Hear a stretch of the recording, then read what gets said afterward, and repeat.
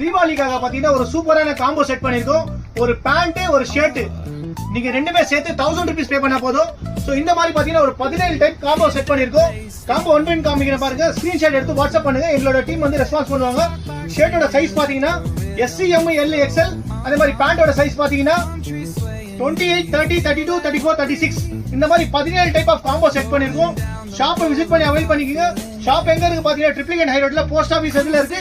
So ஃபேப்ரிக்லாம் பாத்தீங்கன்னா ரொம்ப சூப்பரா வந்து போலோ பேண்ட் பாத்தீங்கன்னா பார்பி ஃபேப்ரிக்ல வந்திருக்கு.